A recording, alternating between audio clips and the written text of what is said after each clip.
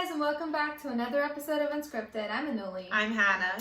And today we're going to be talking a little more about the coronavirus. Now we all know what to do, what not to do. We know everything there is to know scientifically about the coronavirus, but really we wanted to talk about the implications of what this virus would mean to us, the world, to the way the world functions. And we were just talking about it before. I barely remember what my life was like before the virus started, and I don't know if it's the same for you. What do you think are going to be some of the things that we're going to see? I feel like now this is interesting because my mom always wanted me and my sister to start a what are the things that you keep like your memories in, like a photo book or like a scrapbook. And we would never start one. And I realized, hey, I feel like Instagram is my scrapbook because sometimes I'll go through the feed and be like, oh my gosh, remember that time? Or Snapchat memories, how they remind you of what life was like before you started college or whatever it is, like before now.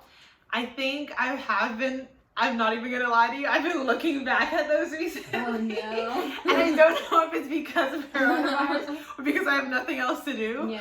Probably the second, but sure.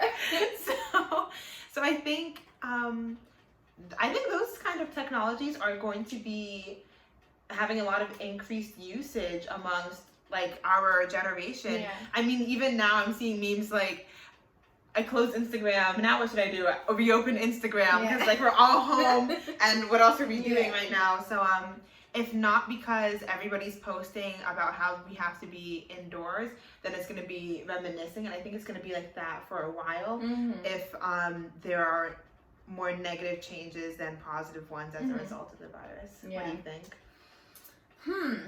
I am kind of on the fence about it because obviously, you know, it's been horrible for us as human beings to deal with the consequences of this virus, obviously. But I feel like in the future, the changes that we're looking at are going to be big changes. And I don't know if we're necessarily going to be comfortable with them at first. I see a huge drift in terms of how we use technology. Because I feel like the next months that we're going to be staying at home and, you know, really embracing technology like we've never done before, we're going to start getting really comfortable with it. Because I feel like now it feels uncomfortable to a certain extent because you're like, oh, like I've never really done everything at home before. But after a point when you get comfortable with it, you're like, oh, this isn't too bad, you know? And maybe if we figure out a routine in the next 3 months for ourselves to, you know, like work from home, maybe that could be the new future. Who knows, you know? Am I down for it? Probably. I still am, again, like I said, I'm still like figuring out how I feel about it. But as a student, I feel great. Really? Yeah. Why? I don't know. I just do. No, I mean, I know. I feel like a lot of students all over the world, like I'm seeing like a lot of posts on Instagram where, you know, high school kids and college kids, they're all like, oh, you know, I'm so glad I'm getting a break and I'm so happy, like I can finally sleep. And I saw this really funny post the other day, like my body finally knows what it's like to sleep for more than 7 hours. And I'm like, oh my God, yeah. And you know what that made me think of? That made me think of how screwed up our education system is, that we need something of a global pandemic or something that's so life-threatening for college kids or students in general to, you know, be free of depression or be free of stress in everyday life. And that's really screwed. Like that struck out to me and I was like, wow, like we really need something as destructive to you know, let students get some sort of rest. You know? And that made me really sad. And that made me think maybe if we're converting, not entirely, but to a larger extent to online courses and maybe like an online platform. And not completely because I still want to be able to see my friends. But yeah, so that maybe incorporating that in your everyday life or along with, you know, going to classes could potentially reduce the burden that students have to face every day. What do you think about it? I have mixed feelings about it as well. Somebody was saying how this could be negative for people who work at universities the fact that when things do hopefully return to normal, which will have changed, but like by that I mean everyone's going back to work and going back to classes, that now the universities are going to see, oh wait, we can have more online classes. Like it was such a success for so many classes. I mean, it's great if you want to have more online classes, but you also need to hire more faculty and professors and everybody to support that. I think if universities don't do that, it's going to start overworking the already very overworked teachers. If now they also have to teach online classes. But also, I mean, I found that I kind of enjoy some of my classes. I prefer that they're online now than in person. I don't know what it is. But I'm curious for you, who has to also work in a lab, how are online classes working for you? Yeah, so for us, labs are mostly, you know, online videos of how things are supposed to be done in a lab, which I'm pretty sure I would not want to see as a change in the near future. Like, for classes that you have to be there in person for, you know, like labs and, I don't know, for group meetups or something like that, like you really need that environment. You know, I'm not going to be doing PCR in my room because girls got no money, but yeah, so for stuff like that, I really like miss being in a lab and, you know, checking stuff out. And there's also a lot of things that you pick up from your research assistant or, you know, the technician that you're working with, and you know, those things are not available in YouTube videos or notes or you know, 3D models of how it's supposed to work. Like those are just little like things that she's like, oh, maybe you could do it this way. And like those are things that you take with you later when you're becoming a scientist or whatever you want to do. But yeah, so those are some things that I'm definitely gonna miss out on, you know. It was a very silly thing that happened the other day for our last day of classes, and I was in lab and she was like, oh, like there was something that wasn't working with our gel, and she was like, maybe we could do this instead of that. And you know, that was a very like on the spot troubleshooting, and that's something that I'm probably gonna miss out on, you know. But that being said, I'm really, really excited to be sleeping more than 9 hours. Oh my god, 9 hours. I've been having a blast. It's great. My body has never known rest before this. And now I'm like, oh my god. My body is like, wait a minute. I've not been stressed for more than like 2 days. What is going on? Are you even in school? Did you drop out? They probably don't know what's going on outside. But yeah. So, as I said, like it's definitely a difference. But I still stand by what I think should happen is that there's going to be a good amount of classes that could be converted to online, just so you know you can still be at home. You don't have to keep running around and going to classes.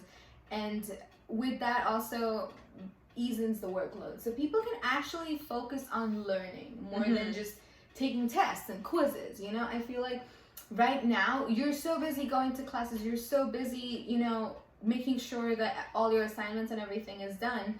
Right now, when I was studying for all my classes, I was like, let me look this up. And then it was like a whole like concept wormhole. Like I was just sucked into it. And I was like, oh, let me look that up. And I got tons of information that wasn't in the syllabus, but at least it was great learning, you know? And I was like, wow, I wish I had the time to do this during my regular college hours, you know? Which is what they're going to be now. But yeah, so I was surprised at how much I was able to learn, you know? Especially because we're at a time where we have the internet. Yeah. Good job, but yeah. I think if moving things online is going to increase productivity, if everybody can have access to that internet, I think it's also going to be something important to consider. Now, if it increases productivity, then hopefully in turn it'll increase revenue, and people, like if anything, the school can help subsidize laptop loans and things like that. And I think a lot of classes that will have to meet in person, some of my classes for even political science majors, like when we have to do simulations of Congress or court trials and things like that, those are going to be filled up even faster. But that's fine because I'm almost done with the degree. So good luck to y'all who want to pursue that. But I feel like those classes are going to be filled up a lot faster. Because they're fun and it's nice. Sometimes a class dynamic is something that you don't really get. I think online lectures for like 400-person introductory lectures, those might be easier online. But when you get to upper level classes and seminars, and you are only working with 10 other people, then those are gonna have to be in person. Yeah. What do you think would be the impact on the cost of education if classes were to continue online? Because I feel like it would greatly help it. But what do you think about it? I think that it would. I feel like it would help it as well. I don't know, is that going to mean that teachers are getting paid less though? I feel if it's going to reduce the cost of everything, then okay, fine, whatever. As long as everything is proportional. I think it could also increase revenue for the school though. If things are online, that means you could probably have more people enrolled in universities, for example, or high schools. Even if it's at a lower cost, then I mean it's still the teacher doing kind of the same amount of work initially, except for grading, and you could have TAs for that. I think it'll reduce the cost and probably bring in more revenue for the school, which I guess then we'll be able to help people get subsidized laptops. And this could be a good thing, but we don't know it yet. Yeah. That was also my point. A lot of people, unfortunately cannot afford a college education. So what if the whole thing just being subsidized and an overall reduced cost of living? What if maybe that could be the key to helping everyone gain access to a college education? What if there were only a set number of classes that you really need to meet for in person that you go and walk to, and everything else is still, it's still online, and you also have the option to choose if you want to live on campus or you want to do stuff from home. And depending on how you want your classes to be, you could pick and choose if you want them to be online or you want them to be in person.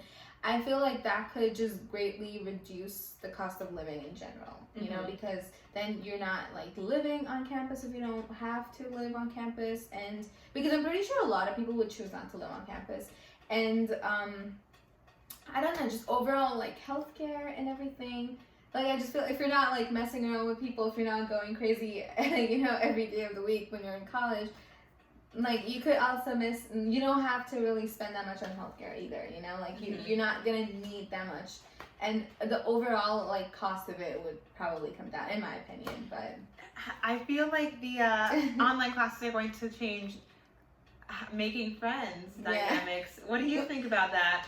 Are they though? Because here's my opinion on it. I feel like with social media, a lot of people already rely on social media to be friends, like sliding into DMs and texting people before. Like how many people do you know that would just approach somebody to talk to them and be like, hey, let's be friends, as opposed to hit them up later on social media? I'm using that's millennial language, but I'm sorry.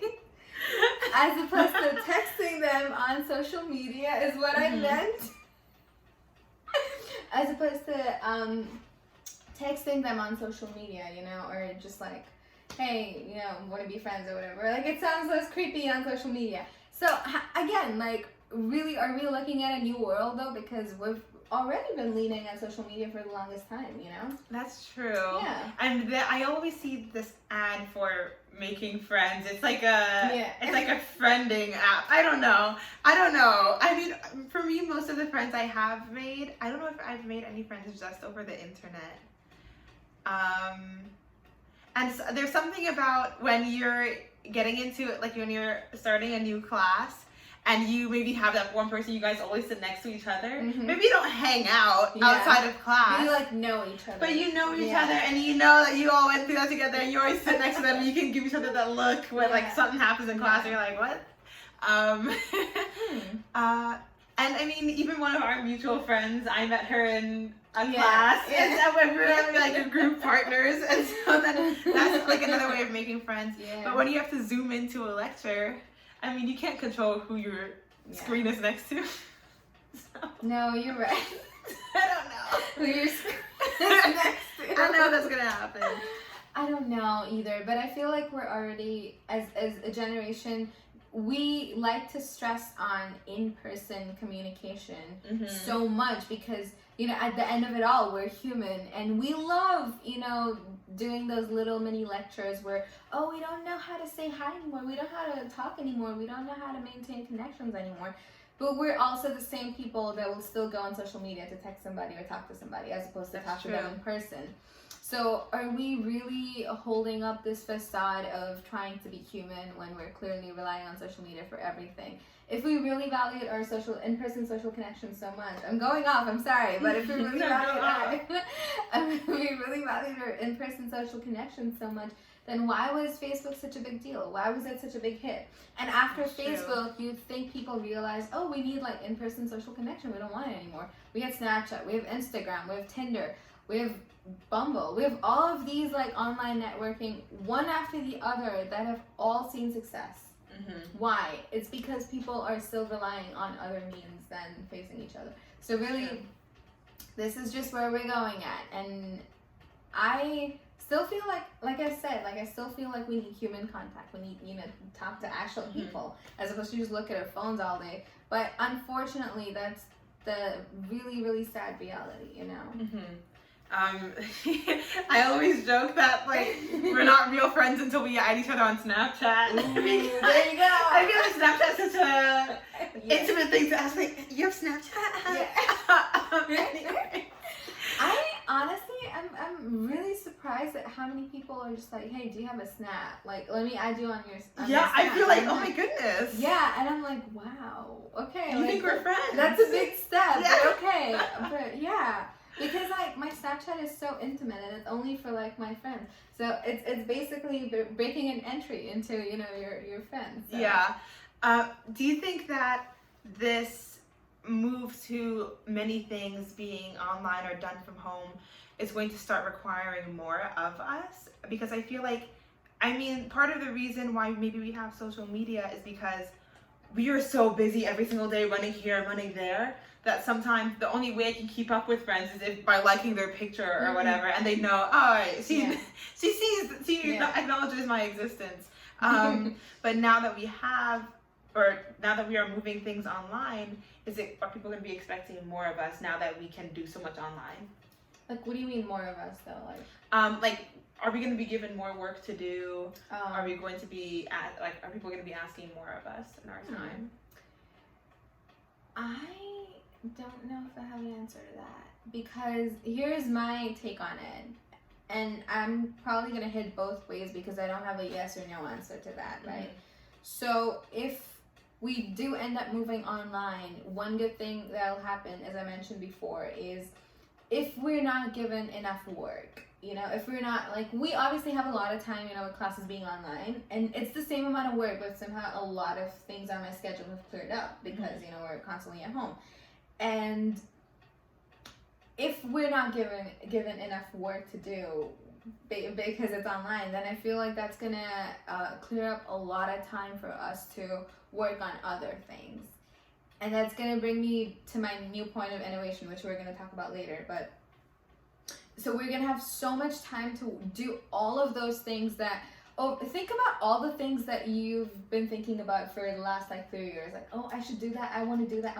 This is the time. Do it. You know, you have all this time to do it. So and God forbid, like, I really don't want them to increase the workload, but if they don't, this is what's going to happen. You know, we're going to have so much time to work on other things. And if they do end up increasing the workload, that's obviously going to cut into our time that we have to do other things. But again, how is it going to be different from school? You know, we don't have time to do stuff anyway. So it's kind of like, it's something that I really cannot wrap my brain around right now. But if you guys have any comments on it, feel free to let me know. And yeah, I really want to know everyone's opinion about what they think about it. What do you think about it? I think we're going to be getting more work. Yeah. And I also feel like this is going to affect, of course, this is going to affect all aspects of everybody's life, but even admissions into colleges or grad schools, because now how are teachers going to write letters of recommendation for you based on maybe your character or participation in class? Even though you can do it if you're video chatting, but say if it's in a say you're in a large lecture, Mm-hmm. you know, you always have those kids that always are asking, answering questions, even if you're in a lecture hall of 400 people. But if you're doing an asynchronous online learning, then that might not be possible. You might only be able to get letters of recommendation based off of your work, which may not be a reflection of who you actually are. Like, you might produce great work but be a terrible student, or vice versa. Yeah. What about online office hours, though? You know, you want to hear something that's completely counter to what you were saying, is that I feel like I've been able to go to all of my professors' online office hours on Zoom and actually talk to them in person, which is super weird because I'm like, oh no, like, But apart from that, I feel like I've been able to go to all of their office hours. And usually it would be like, oh, like I've had 6 classes this morning. Like, I cannot make it to their office hours. I cannot walk all the way to that other building and, you know, go up a flight of stairs and try to find their room. Like, no, I'm not doing that. As opposed to, oh, sure, they're online. I could hop online. I could talk to them. It's increased accessibility, and I feel like that's just been so helpful for me. And of course, some people love that personal connection and, you know, talking to people in person. But again, the fact that, you know, they're doing like video conferencing, you're also seeing that person in person, just not breathing in the same air. That's the only difference. Do you think that this is going to have to increase people's authenticity? And by that I mean, sometimes when you are zooming into an office hour or a class, or even when you're talking with somebody over the phone, there are ways that you can't express yourself over the phone, so you have to say it. Yeah. Maybe if I'm sitting here and you say something that maybe I don't agree with, then I'm like, and you can pick up on that and be like, oh, so tell me more, why don't you agree? But if you're doing it online and things, you're going to have to be more vocal about that. Do you think people are going to be able to handle that? That's a great question. And if it's a video conferencing, then I feel like because you can still see the person, you can still see what they're up to. And again, this goes like counter to like what I think about in person. Like, what if somebody has anxiety issues, or they cannot really articulate or verbalize their thoughts into words when they're in person because they're so scared, but on email they're great, you know? So again, like, it goes both ways. Like, it's always going to disadvantage a certain group of our population, and the other part of our population is going to thrive because it works for them. So there's no like one set thing that we can do that works for everyone. So again, like, why not make it open for everyone so everyone can pick and choose what works for them? You know? So it could be in person, it could be online, it could just be emails or whatever. Like, I wish we had the flexibility to pick and choose. I feel like I stray away from what you ask every single time. What did you ask? Do you think, but you kind of did answer it. You said that some people are going to thrive and some people will not with the video. So. Yeah, that's basically what I wanted to say. Yes, you're right. So we talked a lot about education, right? And I also happen to think that this change is going to feed into other aspects of the world. So one thing that I'm thinking about is technology and innovation and creativity. What do you think?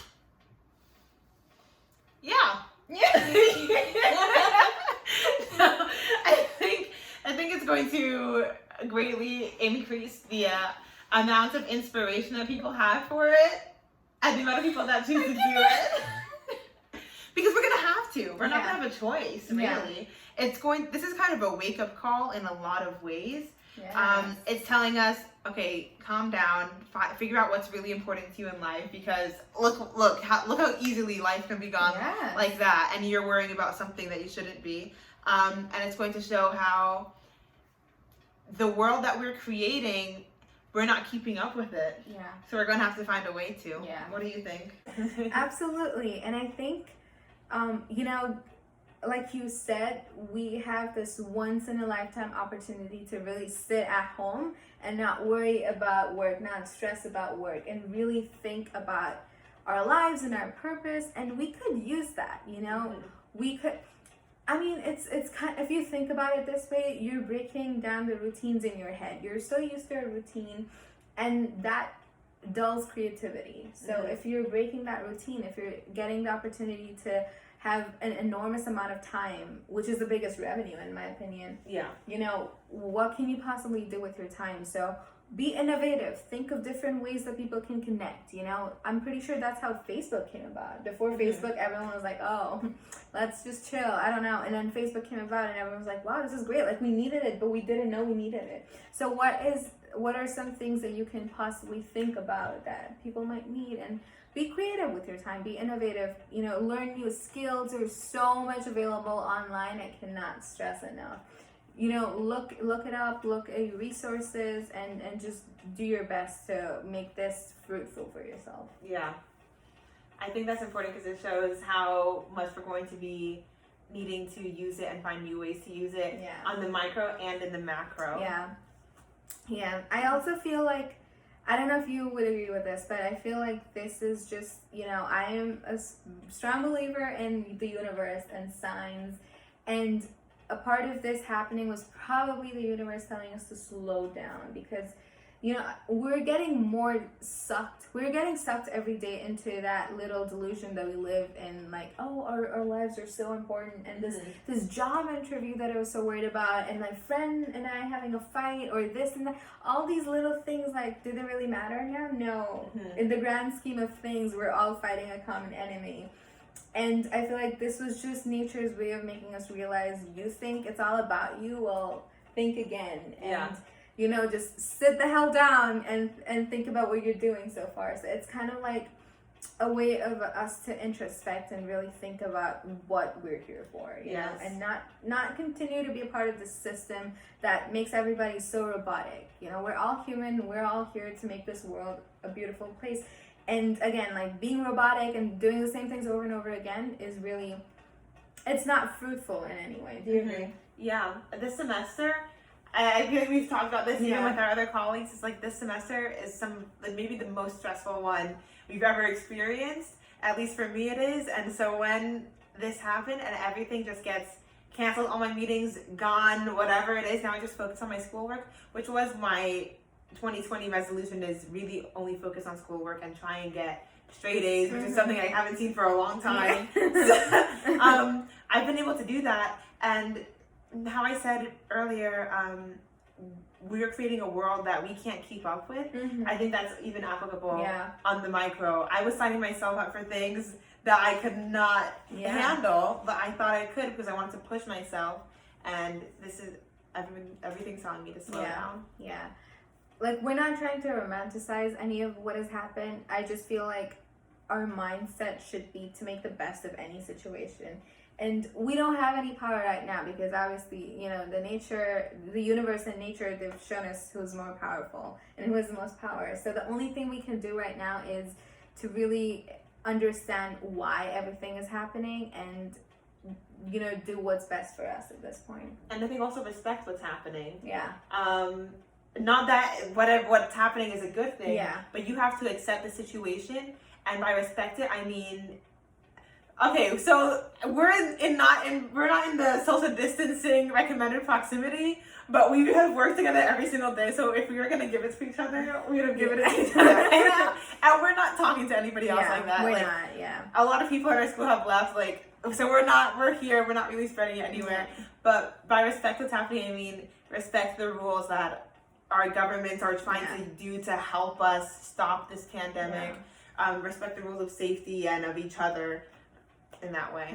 And again, this is to the people that think it's still not a big deal. Don't be stupid. And I was trying to be soft about it, but I need to be blunt. Like, I've seen a lot of stupid stuff online where people are like, it's okay if I get corona, I get corona. I'm like, no, it's not okay. I don't care about you, but I care about the other people that you're gonna possibly infect, and it's gonna be life-threatening to them. So again, like, think about this as something that you have to do for your community, for the world. Like, this is your one chance to actually do something for the world. So stop complaining about sitting at home. Like, it's really not a big deal. Like, I remember when we would complain about, oh my god, I don't get enough sleep, I don't want to go out, like, what is the school and work and everything that I'm buried in. And now that we have a minute to breathe, everyone's complaining about that. So I feel like above all, the problem is that we're complaining too much. Like, we're not happy with what we have, and that needs to change ASAP. So especially if you're in situations like us where it's not like we're losing out on a job that's really going to be putting food on the table for our family, then please just try and find the tiny silver lining there may be for you in this. Even if it is learning, like for the class that I'm a TA for, I was originally supposed to come up with a module of class to kind of, I guess, basically teach or run activities in, and now it's gonna have to be online. But you know what? I may never have the chance to do an online class again, right, where I have to make it. So that's gonna be a good opportunity to learn new skills. So find things like that maybe you can try and do. Alrighty, everybody. So that's all for today. But before we go, we're gonna give a little bit of a brief overview of what we discussed. So, would you like to start with a point? Yeah, so first we talked about how the world's going to change, and whatever's going to happen, I think we should all just be prepared to embrace it, right? And we should all be prepared, because the world is going to change one way or the other, because, big things have been happening all over the world with, countries being in lockdown and everything. So we've really whatever's happened is really putting things into perspective. So I guess the best we can do is, like you said, find the silver lining in everything and just embrace that change. Remember to respect the situation that you're in. Try and look at this and not as something that is ending, but as an opportunity to do something else. Find that silver lining, and make sure that you're respecting others in the social distancing, washing your hands, keeping clean, and staying healthy. This is a good wake-up call for us to do that, because, and everybody, as you were saying, everybody says they're fine with getting corona. Your neighbor might not be fine if you get corona, and even if you do get corona, it's not that much of a walk in the park. You wouldn't want to get the flu. People are moaning and groaning when you get the flu. The corona is like the flu, if not worse. So I don't know. I just don't get people like that. So don't.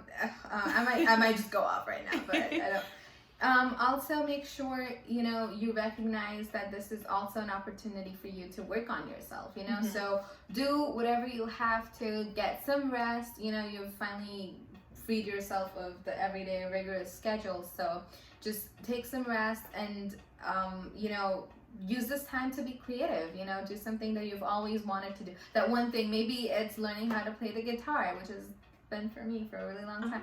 So I don't know, I might start doing that, but just pick up on that one thing that you've been wanting to do and do it.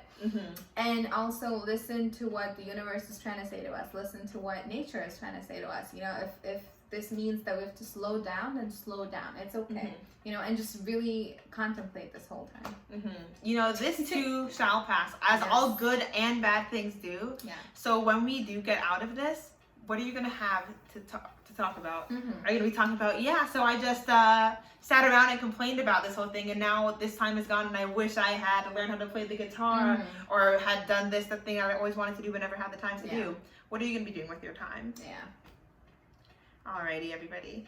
Thank you so much for listening. I'm Hannah. I'm Anuli. And this has been another episode of Unscripted.